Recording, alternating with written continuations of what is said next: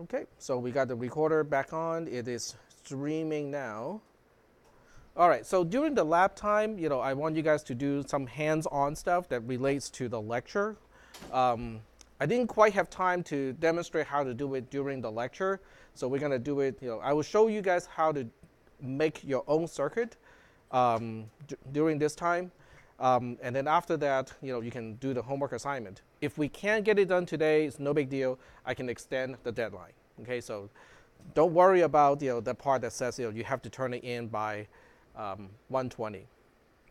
Okay, so what we'll do today during the lab time is basically just focusing on doing what I have already described, in terms of concepts, except this time we're going to do it using LogicSim. So let me reopen my browser. And LogicSim, LOGISIM, is going to be the software that we're going to use for the entire semester. So from day one today, all the way till the last day of this class, that's the tool that we'll be using. So just LogicSim, there are multiple versions of this. Do not go for LogicSim Reloaded or LogicSim the next generation or something like that. Just go for the original LogicSim. So to download it, you can just go to LogicSim, which is the first link if you Google search. And then you just go ahead and look for the download link. It's on SourceForge right there. So you go to download. And then depending on which operating system you're using, you can use, you can click on a different option. It's Java, okay? This is a Java program, which means, ideally speaking, if you just download a jar file, it will run on any computer. But on Windows, I think it has an executable, which makes it easier to start up. If you're using Linux or Mac OS X, you might need to download just the jar file and start it, using Java. So, whatever you need to do, just kind of figure out, based on your operating system. So if I go down to, where's the download link? Okay, so you have to go to the SourceForge link to download it. So once you get to SourceForge, it will give you, let's see, I'm just trying to find the files right here. And 2.7.x is the version that we want to use. It's the latest version. And you are correct. Okay, the last time it was modified was 2011. That was 8 years ago, more than 8 years ago. So the program does have certain bugs, but I'll point out, the quirky things that you have to kind of be aware of. So once you click on 27x, you go to 271. That's the last actual release. So you go to 271, and then on this page you will see the various files that you can download. If you are using Windows, I would use this one. It's an executable. It's just easy to start up. If you're using Mac OS X or Linux, go ahead and download the jar file, the JAR file. You can put it on a thumb drive so that you don't have to re-download it every single time, when you're using computers here, because these computers, you can put anything on the computer, but as soon as you reboot the computer, whatever you put onto these computers will go away. So it's best to put it onto a thumb drive. But it's a really small file, so 6.9 megabytes. How long would it take to download a 6.9 megabyte file these days? Fraction of a second. Okay, so it's no big deal if you have to re-download every single time. So use LogicSim-Win if you are using Windows, which you're all using here on these computers. You're more than welcome to use your own computer. Okay, if you have a Mac computer or a laptop computer, go ahead and bring those. It will work equally well on those computers. So once you have the program downloaded, you can start it up. Assuming you're using Windows, you just double-click on the executable and it will start up. There's no need to install it. Okay, and it's open source, which means it's also free. Are there any questions about how to get LogicSim and how much you have to pay? You're more than welcome to pay me. But the software, the licensing of the software does not require any money. Okay, the VGA cable is just a little loose. Let me just gonna screw it in a little bit. There we go. All right. So when you start up this program, it will look like this. Now I don't have Windows on my computer. This is Linux, so I have to start it up the long way, which is Java and then -jar and then the file name. So it's logisim-generic-2.7.1.jar, and doesn't matter how you start it up. Once it starts up, it should look the same. And there we go. So this is the environment where you'll be doing most, if not all, of your homework assignments. This is the picture. This is a what we call a schematic capture program, which allows you to design circuits. Okay, simple ones, but nonetheless, circuits. But on top of that, you can also simulate your circuit. In other words, you can test your circuit using this particular environment. Okay, so we are not going to do breadboards or any other actual electronic stuff. We're going to use this software emulator to emulate logical circuits. So what we'll do, or what you need to do with your homework assignment, is to recreate the diagram that I have done in class. Okay? So the first thing you need to know, there are a few things. When you have time, go through the tutorial if you want to. If you feel comfortable with this software without going through the tutorial, that is optional. Okay, you don't have to read the tutorial. Same thing applies to the user's guide. The library reference, on the other hand, is going to be useful as we get into the more advanced material in this class. The more useful the library reference is going to be. Okay, so this is a really good resource for you, because the library reference actually tell you what a device is, what it does, how to use it, and the naming convention of the pins of the devices. Okay, so the first thing we want to do is to find out okay, so how do we get the diagram to go? So you can see that there are multiple things under wiring library. Okay, so those are the most basic components that you need to use are under the wiring library category.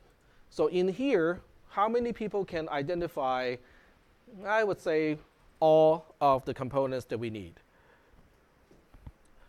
All right, so let's check it out. We got pins, right? Input pins and output pins are basically the same thing. You just have to change the direction.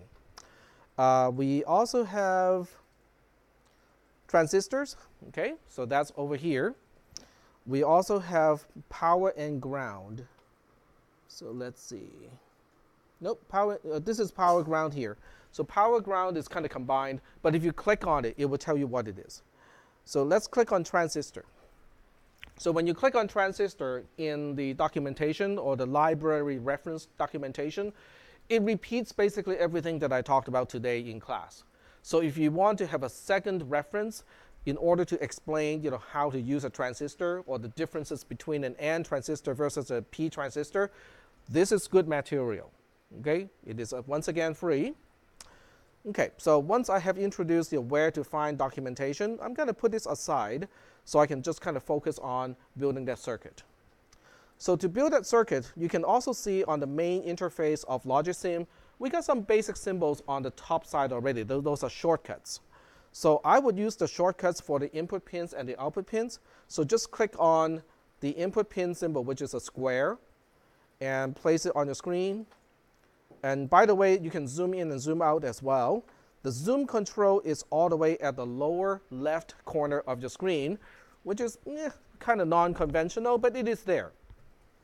So if you want to make it bigger, you can zoom it in and make it bigger. It depends on your eyesight and also the resolution of your monitor. Okay, if I'm doing this on my own monitor, I don't need to zoom in, but to do it in a class, it's nice to zoom in a little bit.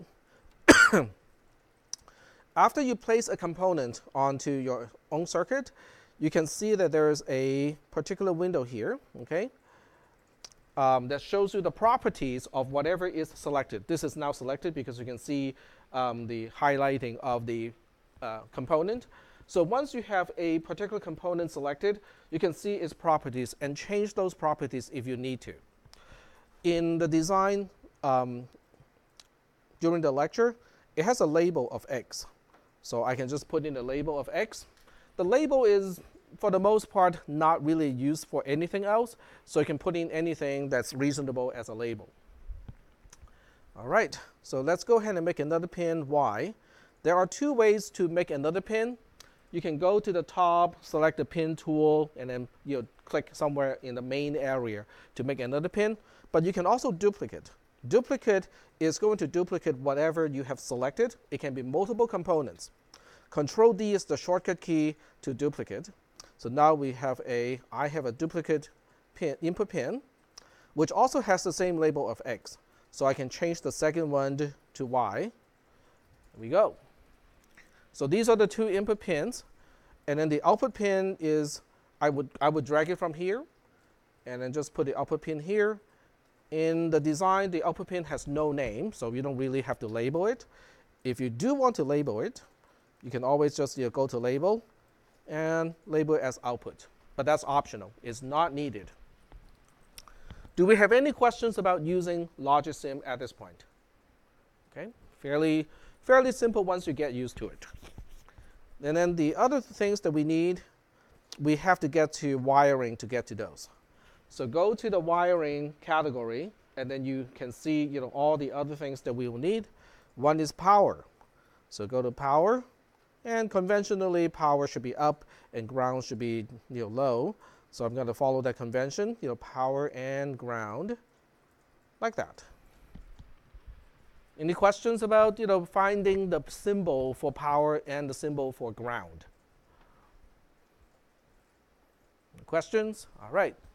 So now we needed 4 transistors. Now that is starting to get a little bit tricky, because if you go to transistor, okay, click on the transistor tool, and then click on your screen, it'll give you, quote unquote, the basic transistor. And you can see that the transistor here is a P-channel transistor because it has got a little bubble, and it is pointing from left to right. Left is the source, right is the drain. So it's not in the orientation that we want at all. Is that okay? So there are several things we can kind of take note of. Because the transistor is now selected, when you look at the properties of whatever of your selection, it tells you everything about this particular transistor. It tells you it's a P-type transistor. If you click on P-type, it allows you to change it to an N-type. So that's how you switch between N-type and P-type transistor in your diagram, in your schematic. It also tells you that it's facing east. So the phasing is the direction of the flow of the current. Now, because this is a P-type transistor, which way do we want it to face? If you remember from the diagram, from the class, which way is it supposed to face? Which way is supposed to flow? From north to south, from south to north? It's a P-type transistor. You can read the notes. I mean, you have access to all the notes right now. From north to south. Very good. So we want to change the phasing from east to south. Okay. So that's good. Okay. We got that done. And this is a P-type transistor, and we'll just go ahead and duplicate because we need 2 of these guys, right? There we go. So we got 2 of these. Now we want the source both to connect to power. Okay, so this is just dragging. Okay, you just drag the terminal to whatever you want to connect it to. Now from here, you can drag this terminal to this wire here, and it will automatically turn it into a bubble, which means it is now connecting to both wires coming out of that junction. Do we have any questions?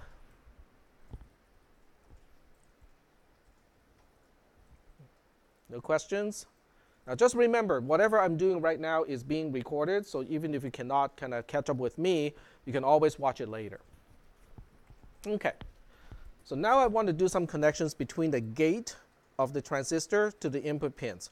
Same thing, just drag, and sometimes you have to let go of the mouse and drag again, but for the most part, it's really just like most drawing programs. Okay, so you're just dragging, and as long as logically they are connected to in the correct way, it doesn't really matter how you route the wires. Are we good so far? Okay. So we also know that the drain of both of the p-type transistors are connected here, and eventually they all connect to the n-type transistor. But before that, the output is tapping right here. So are there any questions about this part? How to draw just the p-type transistors and connect the output or the drains of the output transistors together, and then connect those to the output pin. Is that okay so far? Any questions? Now let's do the other part. Let's do the N transistors. Now, as I said a little bit earlier, when you drag a transistor out, it is of a particular type. So the first thing you need to do is to change the type. So you have to click on P-type and change the type to an N-type. So as soon as you do that, you can see the bubble is gone because it is now an N-type transistor. With an N-type transistor, when the gate voltage is high, the device is on, and that's why there's no bubble, because it is not inverted. Okay, but the orientation is still off. Now this is where you have to be kind of careful, because the orientation of the arrow, or the direction of the arrow of the P transistors, is opposite to the orientation or the arrow of the N transistor. So when the P transistors are going from north to south, you want the N transistors to go from south to north, because the direction is telling you how the charge is moving. With an N transistor, the negative charge is going from source to drain.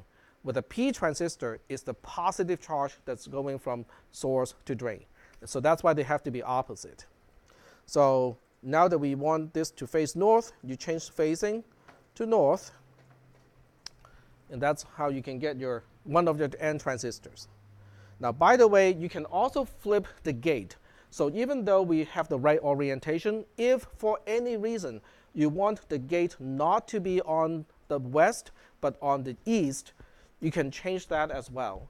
And I think you can change the gate location from top left to bottom right. So this flips the gate from one side to the other side, but the original orientation is good enough, so I'll just leave it like this. Are there any questions about how to make an N transistor and make it point in the correct direction? It's all good? All right.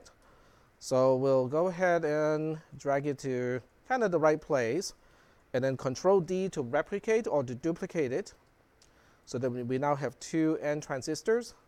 So according to the original diagram, the output pin connects to the first or the top N transistor. The top N transistor connects to the lower N transistor, and that in return connects to ground. So now it's okay for it to be read at this point, because the state of these transistors is unknown, because the gates are not connected to anything. So that part is fine. So now we only have two more connections to go. The gates of the N transistors have to go to either X or Y. So the top one, we can make it go to X, which is the same wire, that one. And then the bottom one can go to Y. And now we got the circuit done. Easy as pie. Now, there's one more thing you need to do. Okay, so the extra thing that you have to do is to go to Project, and then you go to Edit Circuit Appearance. Okay, so let me explain this part a little bit, because I need to map what we are doing to concepts that you have already learned. What you're seeing in this diagram is like floating C code that is not in a function. Can you have C code that is not in a function? No, you cannot. Every statement in C, that executes, that actually does something, has to be in a function. Okay? So we are trying to create a function, a wrapper around this. That is done by Project Edit Circuit Appearance. This is how you turn the interior design of a particular circuit into an integrated circuit, so it becomes a component by itself. This is how you turn statements into a subroutine. Okay? So the moment you click edit circuit appearance, it seems like it's just shrunk everything into a tiny little chip. Okay? And that's the whole purpose. Now, when you get to this point here, let me zoom in, because there are a few things that we need to kind of pay attention to. So when you look at this, then you go like, oh, but which pin is which pin? All the input pins and all the output pins will be on this chip, but which one is which? It is preserving the relative positions. In other words, on the left-hand side, on the top, this is corresponding to the input pin that is also on the left and above the other one. This is the only output pin on the left. So it is preserving the relative positions of the pins, input and output of your actual circuit.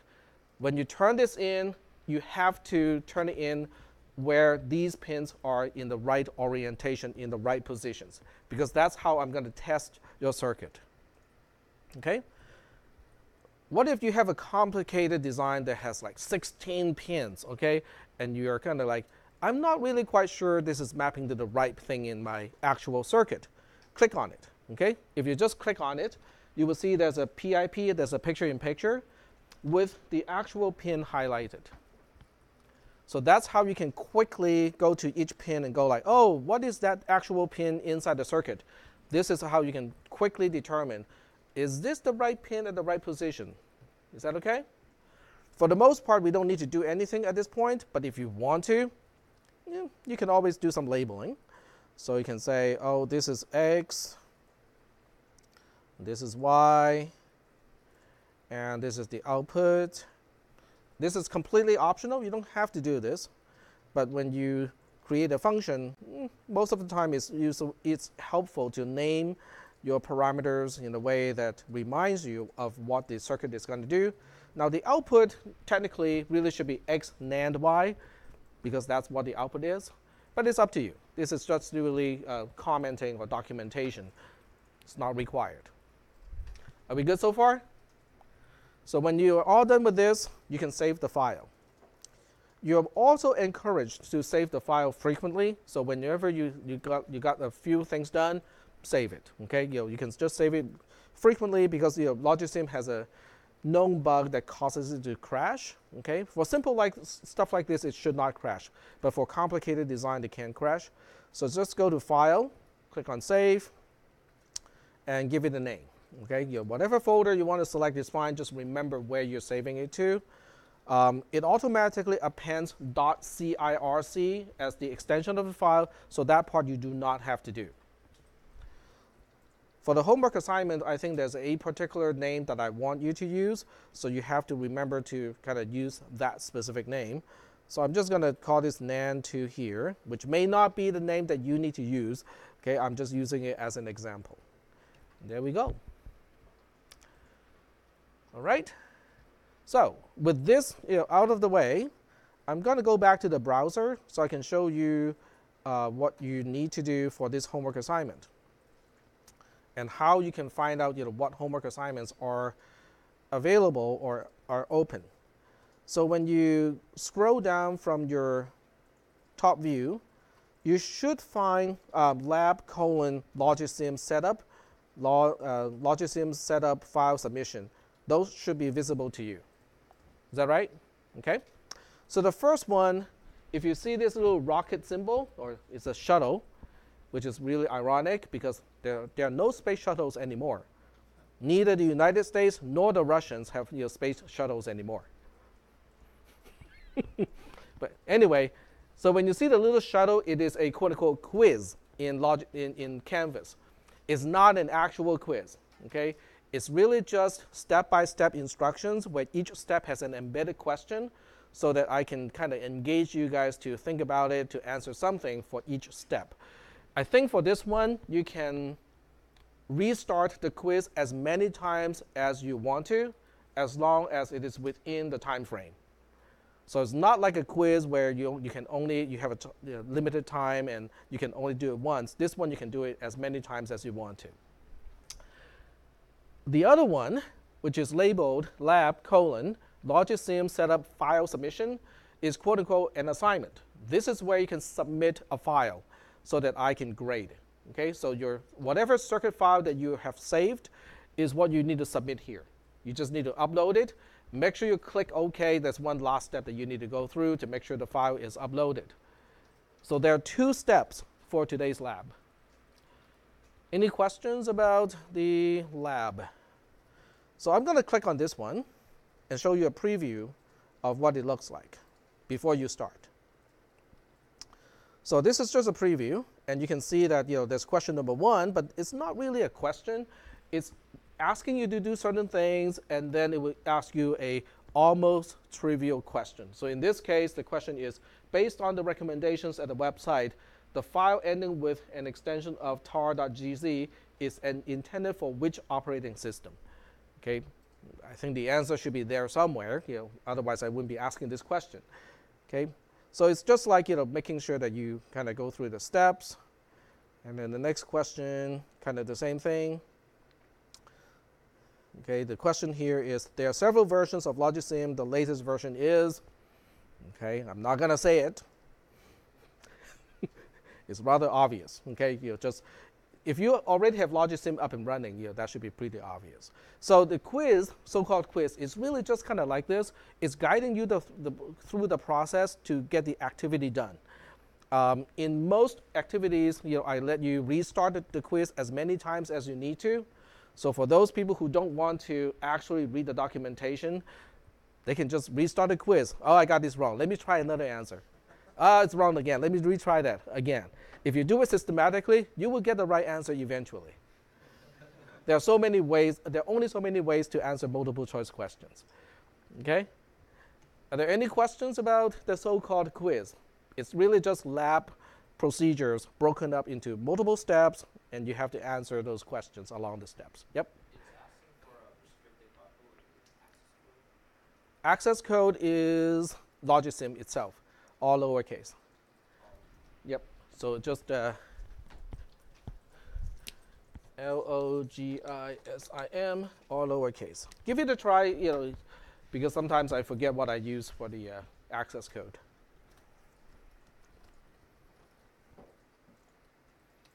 Does it work? Cool. Thank you. So I'm going to stop the lecture, quote unquote, extended lecture, and let you guys do it. I think we have enough time to do it. If you don't have enough time in the end, just let me know and I can extend it a little bit. Because we got him. Yep.